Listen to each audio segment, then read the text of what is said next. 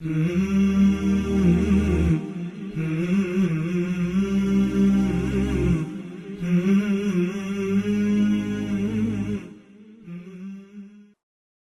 علیکم ورحمۃ اللہ وبرکاتہ۔ الحمد للہ رب العالمین والعاقبۃ للمتقین والصلاة والسلام علی نبینا محمد وعلی آلہ واصحابہ ومن تبعهم بإحسان إلى يوم الدین، اما بعد۔ اعوذ باللہ من الشیطان الرجیم، بسم اللہ الرحمن الرحیم۔ ومن يقنت منكن لله ورسوله وتعمل صالحا نؤتها اجرها مرتين واعتدنا لها رزقا كريما۔ خواتین کے احکام و مسائل کے موضوع پر جو کورس منعقد کیا گیا ہے اس کا یہ دوسرا حصہ ہے۔ آج کے اس درس میں میں آپ کے سامنے قرآن کریم کی سورۃ الاحزاب سے ان آیات کی روشنی میں کچھ باتیں کروں گا جن میں اللہ رب العالمین نے ازواج مطہرات کو خطاب فرمایا ہے اور انہیں بہت سارے احکامات دیے۔ چونکہ اس امت میں عورتوں کی جو سردار ہیں، جنہیں عورتوں میں سب سے عظیم ترین مقام حاصل ہے، وہ نبی صلی اللہ علیہ وسلم کی بیویاں ہیں، ازواج مطہرات ہیں، جنہیں امت کی ماں کہا گیا ہے۔ ایسے ہی پاک باز، باعفت، عظیم مقام اور مرتبہ کی حامل ازواج مطہرات کو اللہ رب العالمین نے بہت سارے احکامات دیے، لیکن اہل علم کا کہنا ہے کہ وہ احکامات ازواج مطہرات کو ضرور دیے گئے ہیں، لیکن ان کے ہی واسطے سے یہ سارے کے سارے احکامات امت کی تمام عورتوں کے لیے۔ لہٰذا جو حکم اللہ رب العالمین نے نبی صلی اللہ علیہ وسلم کی بیویوں کو دیا ہے، جو اس امت کی اہل ایمان کی مائیں ہیں، ایسی خوبیوں کو، ایسے احکامات کو میں چاہتا ہوں کہ آپ کے سامنے بیان کروں تاکہ جو مسلم خواتین ہیں وہ ان خوبیوں پر عمل کریں، اپنے آپ کو اور اپنی زندگی کو اس کے مطابق ڈھالیں، اپنی زندگی کا اسے لائحہ عمل بنائیں تاکہ ان کی زندگی بھی اسی طرح سے پاکیزہ ہو سکے جس طرح سے اللہ رب العالمین نے انہی تعلیمات کی روشنی میں ازواج مطہرات کو ایک پاکیزہ زندگی عطا فرمائی اور ان کے لیے اللہ نے جنت میں داخلے کا وعدہ فرمایا۔ اللہ رب العالمین نے ازواج مطہرات کو سب سے پہلا حکم یہ دیا کہ انہیں اللہ کی اور رسول اللہ صلی اللہ علیہ وسلم کی اطاعت و فرما برداری کرنا ہے۔ اللہ کی اور اللہ کے رسول جناب محمد رسول اللہ صلی اللہ علیہ وسلم کی اطاعت اور فرما برداری کرنا ہے، یہ انہیں سب سے پہلا حکم دیا گیا۔ امت کی ساری عورتوں کے لیے پیغام یہ ہے کہ انہیں بھی اپنی زندگی کو، زندگی کے سارے معاملات کو اللہ اور اس کے رسول کی اطاعت اور فرما برداری کرتے ہوئے گزارنا چاہیے۔ آپ کے سامنے آپ کا گھر کا معاملہ ہو، شادی بیاہ کے معاملات ہوں، بازار کے معاملات ہوں، میاں بیوی کے درمیان کی باتیں ہوں یا کسی اور کے ساتھ کوئی معاملہ ہو، وہاں پر آپ جس چیز کے ذریعہ فیصلہ کرنے والی ہیں، جو آپ کا اختیار اور انتخاب ہونا چاہیے، اس میں اللہ اور اس کے رسول کی تعلیمات کو فوقیت حاصل۔ تو سب سے پہلا حکم دیتے ہوئے اللہ رب العالمین نے فرمایا وَمَن يَقْنُتْ مِنْكُنَّ لِلَّهِ وَرَسُولِهِ، کہ اور تم میں سے جو بھی ازواج مطہرات، تم میں سے جو بھی اللہ کی اطاعت و فرما برداری کریں گی اور اللہ کے رسول صلی اللہ علیہ وسلم کی فرما برداری کریں گی، یہ سب سے پہلی بات ہے، اللہ اور اس کے رسول کی اطاعت و فرما برداری کرنا۔ اللہ نے کیا حکم دیا اس پر عمل کرنا، اللہ نے کن باتوں سے روک دیا ہے ان سے رک جانا، اللہ کے نبی صلی اللہ علیہ وسلم نے کیا تعلیمات دی ہے اور اللہ کے نبی صلی اللہ علیہ وسلم نے کن چیزوں سے منع کیا ہے۔ یہ ایمان کی شرائط میں سے بھی ہے اور ایک مسلم عورت کی پہچان بھی۔ تو جس طرح ازواج مطہرات کو اللہ تعالیٰ نے سب سے پہلا حکم یہ دیا کہ انہیں اپنی زندگی اللہ اور اس کے رسول کی اطاعت و فرمانبرداری کرتے ہوئے گزارنا، کیونکہ جو لفظ اللہ تعالیٰ نے استعمال کیا ہے وہ قنوت کا لفظ ہے، اور قنوت کے معنی ہوتا ہے ہمیشہ فرمانبرداری کرنا۔ ایسا نہیں کہ آپ سال بھر تو اللہ اور اس رسول کی بات مانتی رہیں اور سال گزرنے کے بعد آپ نے اللہ اور اس رسول کی بات ماننا چھوڑ دیا، یا آپ نے اللہ اور اس رسول کی بات ماننی ہے لیکن آپ کو ان کاموں میں ماننا ہے جو آپ کے پسندیدہ کام، لیکن جو کام نفس پر گرا ہے، جو تعلیمات بھاری ہیں، جن تعلیمات کے کرنے میں آپ کو بظاہر لگتا ہے کہ اس میں آپ کا نقصان ہے، تو یہاں پر آپ اللہ اور اس رسول کی بات کو سائڈ کرتے ہیں۔ یہ قنوت نہیں ہے، قنوت کہتے ہیں ہمیشہ فرمانبرداری کو۔ تو یہاں مطالبہ ہے کہ ایک مسلم عورت اللہ اور اس کے رسول کی ہمیشہ ہر حال میں اطاعت و فرمانبرداری کو اپنی زندگی کا حصہ بنائے۔ یہ سعادت کا پہلا ذریعہ ہے، خوش نصیبی کا پہلا راستہ ہے، اللہ رب العالمین کی جنت تک پہنچانے کا جو راستہ ہے اس کا پہلا قدم ہے کہ آپ اللہ اور اس کے رسول کے فرمانبردار ہو جائیں۔ دوسری بات، اللہ رب العالمین نے ازواج مطہرات کو اس بات کا حکم دیا وَتَعْمَلْ صَالِحًا، اور جو تم میں سے نیک عمل کرے۔ گویا اللہ اور اس رسول کی اطاعت کے بعد جو دوسرا حکم ہے وہ ہے عمل صالح کرنے کا، نیک اعمال انجام دینے کا، ایسے اعمال جس میں دو شرائط موجود ہوں۔ پہلا، اللہ رب العالمین کے لیے ہو، اخلاص کی روشنی میں کیا جائے، اور دوسرا آپ کا وہ عمل اتباع رسول پر مبنی ہو۔ آپ کی زندگی کے جتنے بھی معاملات ہوں ان تمام معاملات میں آپ نبی صلی اللہ علیہ وسلم کی اتباع کرنے والے۔ اخلاص اور اتباع رسول پر مبنی کام کو عمل صالح کہا جاتا ہے۔ تو فرمایا وَتَعْمَلْ صَالِحًا، کہ جو نیک عمل کرے اور اپنی زندگی کو اعمال خیر سے منور رکھے۔ اس کے بعد اللہ رب العالمین نے ازواج مطہرات کے لیے وعدہ فرمایا نُؤْتِهَا أَجْرَهَا مَرَّتَيْنِ، ہم انہیں ڈبل اجر دیں گے، دوہرا اجر دیں گے، کیونکہ ازواج مطہرات کا مقام بہت ہی زیادہ بلند ہوتا ہے۔ جس کا رتبہ بلند ہے اس کے لیے سزائیں بھی زیادہ ہیں اور اس کے لیے اجر اور ثواب بھی زیادہ ہوتا ہے۔ تو ازواج مطہرات کے اعتبار سے اللہ رب العالمین نے یہاں پر ان کے لیے ڈبل اجر کا وعدہ فرمایا ہے۔ نُؤْتِهَا أَجْرَهَا مَرَّتَيْنِ، وہ نبی صلی اللہ علیہ وسلم کی بیویاں ہیں، اللہ رب العالمین نے انہیں اپنے نبی کے لیے منتخب فرمایا اور انہی کے گھروں میں اللہ رب العالمین کی جانب سے قرآن کی آیتیں نازل ہوتی تھی۔ وہ نبی صلی اللہ علیہ وسلم کے ساتھ جنت میں تمام اہل جنت سے زیادہ بلند ترین مقام پر رہیں گی۔ جو مقام اللہ رب العالمین نے اپنے نبی کے لیے منتخب کیا ہے الوسیلہ،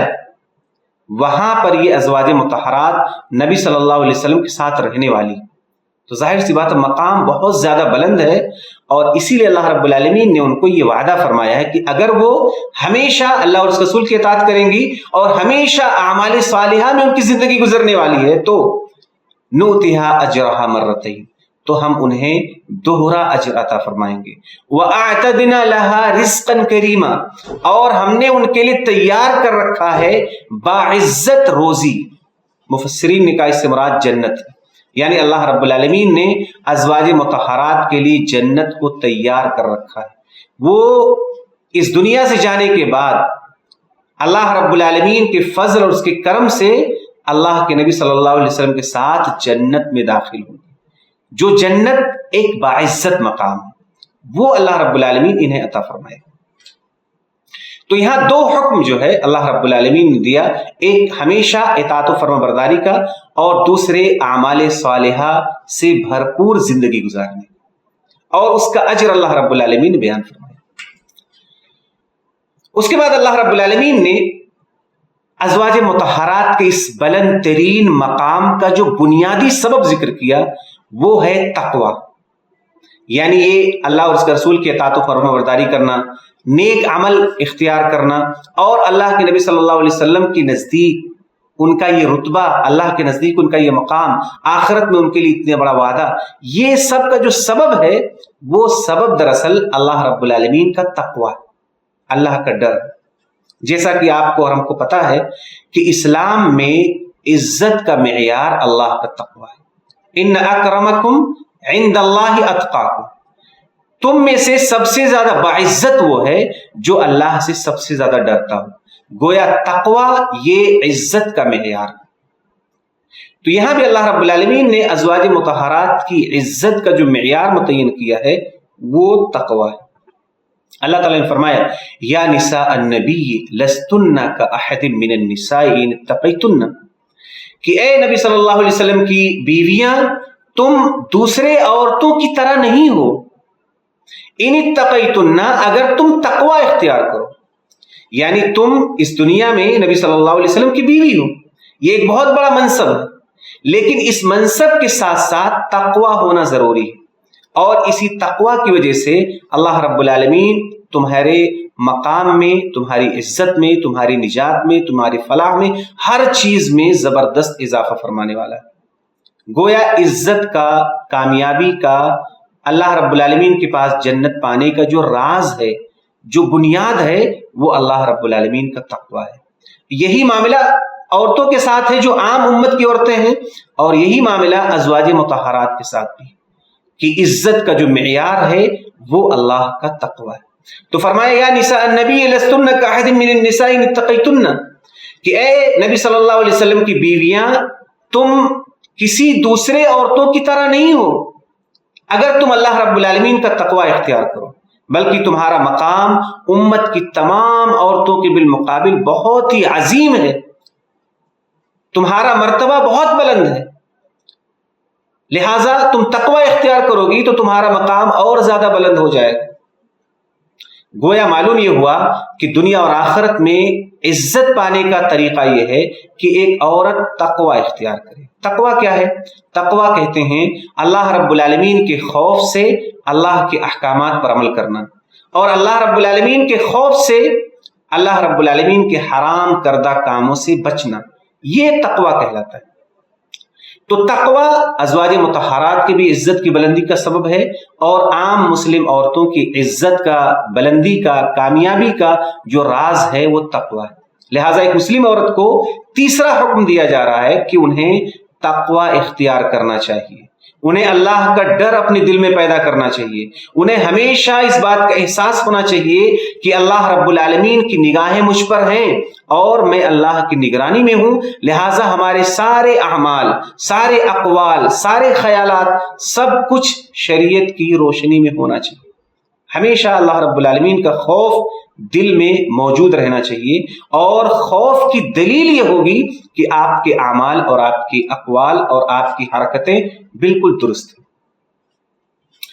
اس کے بعد اللہ رب العالمین نے چند آداب سکھائے ہیں ازواج مطہرات کو، لیکن ان کا تعلق امت کی تمام عورتوں سے۔ فرمایا فَلَا تَخْضَعْنَ بِالْقَوْلِ فَيَطْمَعَ الَّذِي فِي قَلْبِهِ مَرَضٌ۔ فرمایا جب تم اجنبی مردوں سے بات کرو تو اپنا لہجہ نرم نہ رکھو۔ فَلَا تَخْضَعْنَ بِالْقَوْلِ،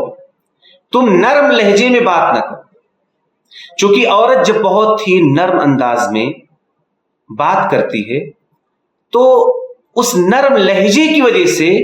مرد اس کی طرف مائل ہونے لگتا ہے۔ اسی لیے حکم دیا جا رہا ہے کہ اگر تمہیں کبھی اجنبی مردوں سے بات کرنے کی ضرورت پڑے تو تمہارا لہجہ بالکل بیگانہ ہو، اجنبی جیسا ہو، نرم نہ ہو بلکہ کرخت ہو، سخت ہو، لہجے میں سختی ہو، لہجے میں نرمی نہ ہو، بہت دھیرے دھیرے لطیف انداز میں بات مت کرو بلکہ سخت آواز میں اور سخت لہجے میں بات کرو کہ سامنے والے کو لگے کہ یہ عورت ٹھیک نہیں لگ رہی، اس کی بات سے لگ رہا ہے کہ میں اس کے بارے میں اگر کوئی غلط ارادہ رکھوں گا تو پورا نہیں ہو سکتا۔ لیکن اگر آپ بہت نرمی سے، بڑے پیار سے، بڑے نرم اور دلکش لہجے میں بات کرو گی تو سامنے والے کے دل میں آپ کے لیے غلط جذبات پیدا ہو سکتے ہیں، شہوت کے جذبات پیدا ہو سکتے ہیں، وہ آپ کے بارے میں غلط ارادے ظاہر کر سکتا ہے، جیسا کہ آگے اللہ رب العالمین نے اس کو بیان کیا، فرمایا فَيَطْمَعَ الَّذِي فِي قَلْبِهِ مَرَضٌ، اگر تم نرم لہجے میں بات کرو گی تو جس کے دل میں بیماری ہے، شہوت کی بیماری ہے، کمزور انسان ہے، اس کا دل کمزور ہے، اس کے ارادے صحیح نہیں ہیں، تو آپ کے نرم لہجے کو سن کر کے وہ آپ کے بارے میں غلط سوچنے لگے گا، وہ آپ سے ریلیشن بنانے کی کوشش کرے گا، وہ آپ سے بات کرنے کی کوشش کرے گا، وہ آپ کا فون نمبر مانگے گا، وہ آپ بہت سارا کام کرنے کی کوشش کرے گا جو بہت بڑے فساد کا سبب بنے گا۔ لہٰذا کیا کرنا ہے؟ فَلَا تَخْضَعْنَ بِالْقَوْلِ، اجنبی مردوں سے جب بات کرنا ہو تو آپ کا لہجہ نرم نہ ہو، سخت ہو، اور شوہر کے ساتھ جس طرح بات کرتی ہو اس طرح اجنبی مردوں سے بات نہیں کرنا، شوہر کے ساتھ نرمی سے، محبت سے، پیار سے، دلکش انداز میں، لبھانے والے انداز میں بات کرنا ہے، لیکن اجنبی مردوں سے سختی کے ساتھ، کرخت لہجے میں، سخت لہجے میں، بیگانہ انداز میں گفتگو کرنا ہے، تاکہ کمزور دل، خراب ارادے والے آدمی کے دل میں آپ کے تعلق سے غلط جذبات نہ پیدا ہونے لگے۔ اس کے بعد اللہ رب العالمین نے آگے حکم دیا، فرمایا وَقُلْنَا قَوْلًا مَعْرُوفًا، اور تمہیں بھلائی کی بات کرنا ہے، یعنی بات صحیح کرنا ہے، جو بھلائی کی، نیکی کی، خیر کی جو بات ہے، بات صحیح ہونی چاہیے، لیکن جو انداز ہے، جو اسلوب ہے، اس اسلوب میں دلکشی نہ ہو بلکہ روکھا پن، سوکھا پن، بیزاری والا لہجہ ہو، سخت لہجہ ہو، تاکہ بات صحیح ہونے کے باوجود آپ کی طرف سننے والا مائل نہ ہو سکے۔ تو یہ دو حکم اللہ رب العالمین نے، دو ادب عورتوں کو سکھایا ہے کہ آپ کو جب بات کرنا ہے تو سخت لہجے میں بات کرنا ہے، لیکن بات آپ کی بالکل صحیح اور بھلائی کی گفتگو ہونی چاہیے۔ کسی بھی قسم کی خراب باتیں، بے حیائی کی باتیں، بری باتیں آپ کی زبان سے نہیں نکلنا چاہیے، بلکہ صرف بھلائی اور خیر اور نیکی کی بات نکلنی چاہیے۔ اس کے بعد اللہ رب العالمین نے ازواج مطہرات کو حکم دیتے ہوئے فرمایا وَقَرْنَ فِي بُيُوتِكُنَّ، تم اپنے گھروں میں قرار پکڑو۔ یہ پہلا حکم ہے، کس کو؟ ازواج مطہرات، اور انہی کے واسطے سے امت کی تمام عورتوں، فرمایا وَقَرْنَ فِي بُيُوتِكُنَّ، تم اپنے گھروں میں قرار پکڑو۔ تو پہلا حکم ہے عورتوں کو گھروں میں رہنا۔ وَلَا تَبَرَّجْنَ تَبَرُّجَ الْجَاهِلِيَّةِ الْأُولَى، دوسری ممانعت ہے کہ تمہیں زمانے جاہلیت کی طرح بے پردہ ہو کر کے گھومنا نہیں۔ تبرج کہتے ہیں عورت کا بے پردہ ہو کر باہر گھومنا، یا اپنے زیب و زینت کو، اپنے حسن و جمال کو ظاہر کرنا اجنبی لوگوں کے لیے۔ یہ دونوں تبرج ہیں، یہ زمانے جاہلیت میں ہوتا تھا اور یہ پھر ہمارے سماج میں ہو رہا ہے کہ ایک عورت بے پردہ باہر نکلتی، یہ تبرج ہے۔ ایک عورت اپنے چہرے کو کھلا رکھتی ہے، یہ تبرج ہے۔ ایک عورت اپنے زیب و زینت کو الگ الگ انداز میں اجنبی مردوں کے سامنے ظاہر کرتی تاکہ اسے دیکھے اور اس کی طرف مائل ہو، یا اگر اس کا ارادہ نہ بھی ہو تب بھی یہ تبرج ہے۔ لوگ ایسا بھی کرتی ہیں، بعض عورتیں ایسا بھی کرتی ہیں کہ وہ عیدین کے موقع پر، عید کے موقع پر بھی وہ اپنے لباس کو دوسروں کو دکھانے کے لیے بغیر حجاب کے پہن کر نکلتی، بلکہ بعض تو خوشبو لگا کر نکلتی۔ یہ سب کیا ہے؟ یہ سب تبرج ہے، کیونکہ شریعت نے حکم دیا ہے کہ ایک عورت کو بے پردہ ہو کر باہر نہیں نکلنا ہے، اپنے زیب و زینت کا اظہار نہیں کرنا ہے، اور اسی طرح سے عورتوں کی طرف مائل ہونے کے جو اسباب ہیں، مثلا خوشبو لگانا، اپنے پیروں کو پٹک کر اپنے زیور کا اظہار کرنا، یا دوسرے جو اسباب اور راستے ہو سکتے ہیں اظہار زینت کے، وہ تمام کے تمام شریعت نے منع کر دی۔ تو فرمایا وَلَا تَبَرَّجْنَا تَبَرُّجَ الْجَاهِلِيَّةِ الْأُولَى، تم زمانے جاہلیت کی طرح بے پردہ ہو کر کے گھومو نہیں، بلکہ اپنے گھروں میں قرار پکڑو، اپنے گھروں میں ٹھہری رہو۔ آگے اللہ رب العالمین نے نماز اور زکوٰۃ کا حکم دیا ہے۔ نماز اور زکوٰۃ یہ دونوں اسلام کے رکن ہیں جن پر اسلام کی عمارت قائم ہے۔ نماز ایک مسلمان کو اللہ رب العالمین کی جنت میں داخلے کے لیے لازمی حکم ہے۔ اللہ رب العالمین نے سورہ المومنون میں جہاں پر جنت الفردوس کا وعدہ کیا ہے، جہاں پر اہل ایمان کی پہچان بتائی ہے، وہاں پر اللہ رب العالمین نے اہل ایمان کی پہلی پہچان اور آخری پہچان نماز بتائی۔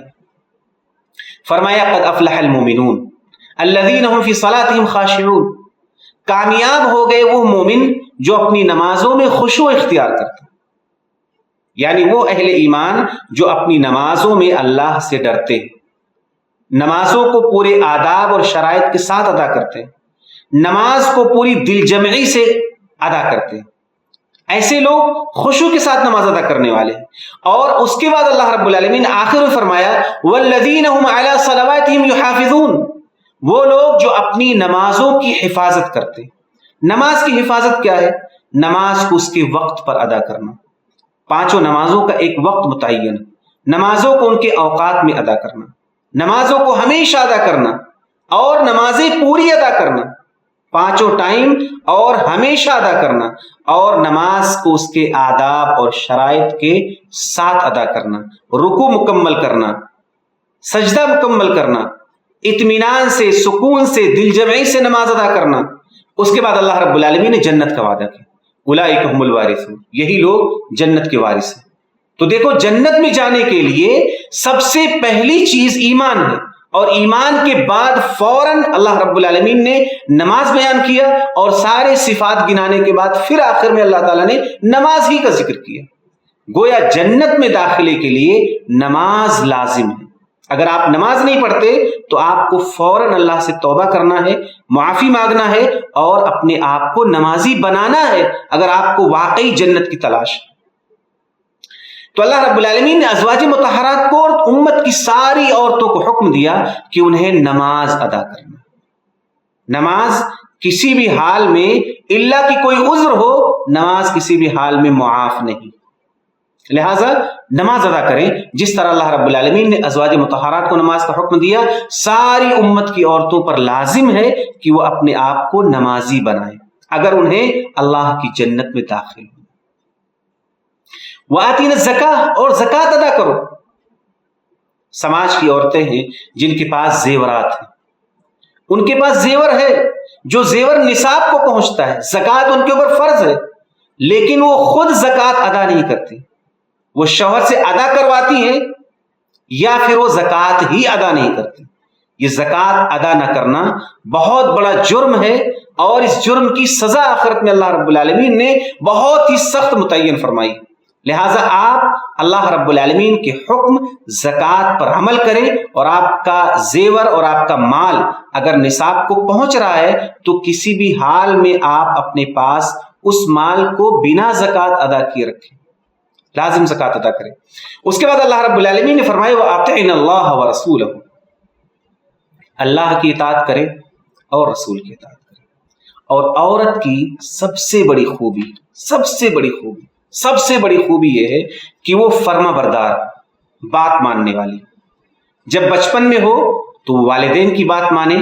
اور جب وہ بڑی ہو، شادی شدہ ہو جائے، تو اسے اپنے شوہر کی بات ماننا ہے، اور ان سب کے اوپر اسے اللہ اور اس کے رسول کی بات ماننا ہے۔ ایک عورت کی سب سے بڑی خوبی یہ ہے کہ وہ اللہ رب العالمین کی، رسول اللہ صلی اللہ علیہ وسلم کی فرما بردار ہو، اور اپنے شوہر کی فرما بردار ہو۔ یہ فرما برداری اس کی سب سے بڑی خوبی ہے۔ فرما برداری سے ہی وہ اپنے اندر دوسری خوبیاں پیدا کر لے گی جو شریعت کو مطلوب ہے۔ لیکن ایک عورت اگر بات نہیں مانتی، نہ اللہ کی، نہ رسول کی، اور نہ شوہر کی، تو ایسی عورت نیک ہو ہی نہیں سکتی، ایسی عورت جنت میں جا ہی نہیں سکتی، کیونکہ اللہ اور اس کے رسول کی اطاعت سے ہی سعادت کا دروازہ کھلتا ہے، اور شوہر کی فرما برداری سے اللہ رب العالمین دنیا میں حیات طیبہ کا راستہ کھولتا ہے۔ تو فرمایا وَأَطِيعْنَا اللَّهَ وَرَسُولَهُ، اللہ اور اس کے رسول کی اطاعت کریں۔ إِنَّمَا يُرِيدُ اللَّهُ لِيُذْهِبَ عَنْكُمُ الرِّجْسَ أَهْلَ الْبَيْتِ وَيُطَهِّرَكُمْ تَطْهِيرًا۔ فرمایا کہ جو حکم دیا جا رہا ہے، الگ الگ جو آداب سکھائے جا رہے ہیں، ان کا مقصد کیا ہے؟ یہ جو آداب سکھائے جا رہے ہیں، فرما برداری کا، عمل صالح کا، تقوی اختیار کرنے کا، سخت لہجے میں بات کرنے کا، بھلائی کی باتیں کہنے کا، گھروں میں ٹھہرے رہنے کا، ان سب کا مقصد کیا ہے؟ یہ سارے آداب احکام کیوں دیے جا رہے ہیں؟ فرمایا انما یرید اللہ لیذھب عنکم الرجس اہل البیت، اے اہل بیت، اللہ رب العالمین چاہتا ہے کہ تم سے ہر قسم کی گندگی کو دور کر دے، جو ظاہری یا معنوی یا اخلاقی جو بھی گندگی ہے، جو چیزیں بری ہیں، ان کو اللہ رب العالمین تم سے دور کرنا چاہتا ہے۔ اس آیت کریمہ سے معلوم ہو رہا ہے کہ اہل بیت سے مراد ازواج مطہرات بھی ہیں۔ اہل بیت میں نبی صلی اللہ علیہ وسلم کی تمام بیویاں شامل ہیں، جیسا کہ اس آیت میں اللہ رب العالمین نے ازواج مطہرات کو صاف صاف اہل بیت کا خطاب دیا ہے۔ وَيُطَهِّرَكُمْ تَطْهِيرًا، اور تمہیں مکمل پاک صاف کر دے، تمہاری مکمل تطہیر کر دے۔ جس طرح ایک آدمی وضو بناتا ہے تو اس کا بدن بھی صاف ہوتا ہے اور اس کا گناہ بھی صاف ہوتا ہے، یعنی ظاہری طور پر بھی پاکی حاصل ہوتی ہے اور معنوی طور پر بھی اسے پاکی حاصل ہوتی ہے۔ ایسے ہی ان احکامات کا مقصد یہ ہے کہ ظاہری اور باطنی ہر اعتبار سے ازواج مطہرات کو اللہ رب العالمین پاک صاف کر دے، اور جو بھی عورت اس امت کی ان احکامات پر عمل کرے گی اللہ رب العالمین اسے پاک صاف کر دے گا، ظاہری طور پر بھی اور معنوی طور پر بھی، یعنی اس کے گناہوں کو بھی معاف کر دے گا، وہ اس لائق ہو جائے گی کہ وہ اللہ کی جنت میں داخل ہو سکے۔ اس کے بعد اللہ رب العالمین نے ایک بہت ہی بنیادی بات کا حکم دیا ہے ازواج مطہرات کو، اور انہی کے ذریعہ پوری امت مسلمہ کی عورتوں کو، وہ ہے کتاب و سنت کی تعلیم، کتاب و سنت کا ذکر، یعنی قرآن پڑھنا، اسے سیکھنا، اسے یاد کرنا اور اس پر عمل کرنا، حدیث رسول پڑھنا، اسے سمجھنا، اسے سیکھنا اور اس پر عمل کرنا۔ یہ اللہ رب العالمین نے ازواج مطہرات کو حکم دیا کیونکہ ان کے گھروں میں قرآنی آیات نازل ہوتی تھی۔ نبی صلی اللہ علیہ وسلم ان کے پاس رہ کر کے قرآن کریم کی تلاوت کرتے تھے، ان کے گھروں میں بکثرت اللہ رب العالمین کی آیات کو پڑھا جاتا تھا۔ اسی طرح سے خود نبی صلی اللہ علیہ وسلم جب گھر میں ہوتے تھے تو جو آپ کے اعمال ہیں، جو آپ کی باتیں ہیں، جو آپ کی گفتگو ہے، وہ سب حدیث ہے، ان سب کو یاد رکھنا ہے، ان سب کو سمجھنا ہے، ان سب پر عمل کرنا ہے اور انہیں پوری امت تک پہنچانا ہے۔ یہ ان کی ذمہ داری تھی، اور یہی ذمہ داری ایک مسلمان عورت کی بھی ہے کہ وہ اپنے دین کو سمجھے، قرآن کا علم حاصل کرے، حدیث کا علم حاصل کرے، کیونکہ آج سماج میں جو فساد ہے، جو بگاڑ ہے، اس کا بہت بڑا سبب یہ ہے کہ عورتوں کو خود اپنا دین معلوم نہیں، اور دین معلوم نہ ہونے کی وجہ سے بسا اوقات مرد ان کے اوپر ظلم کرتا ہے، ان کے حقوق غصب کر لیتا ہے،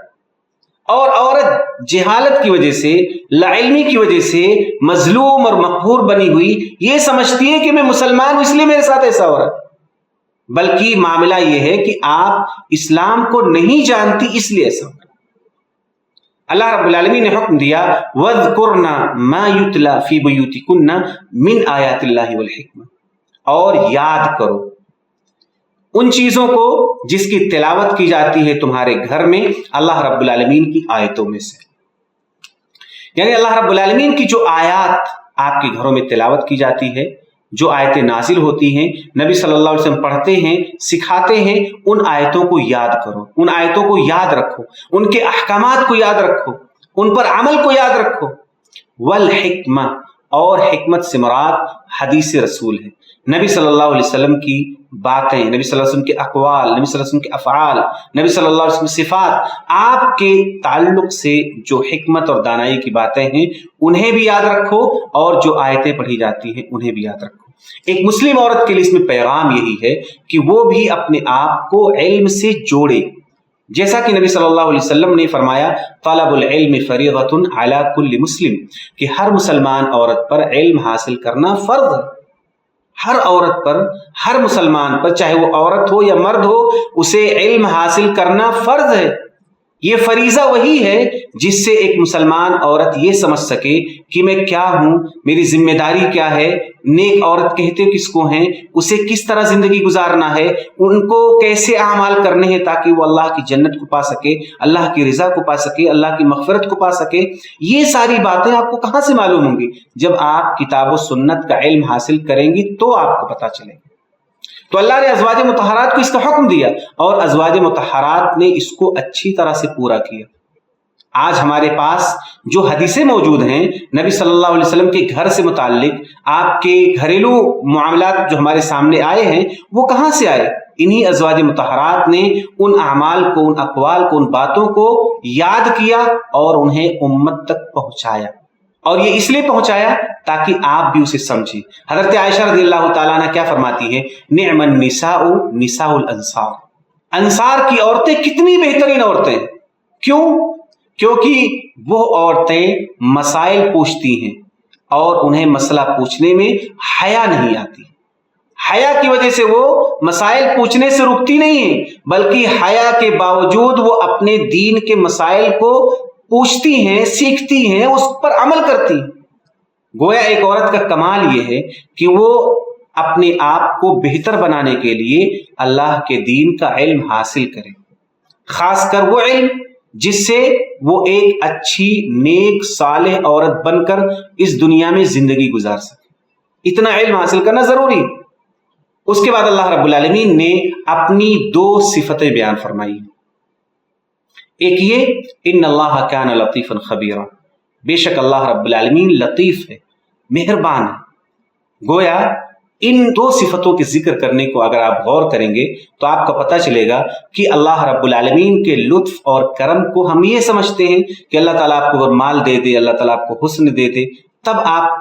سمجھیں گے کہ اللہ رب العالمین آپ پر بہت مہربان۔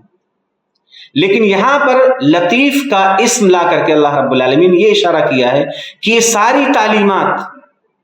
یہ سارے احکامات دراصل اس لیے ہیں کیونکہ اللہ رب العالمین تمہارے ساتھ مہربان ہے۔ اللہ کی مہربانی کی، اللہ کے لطف کی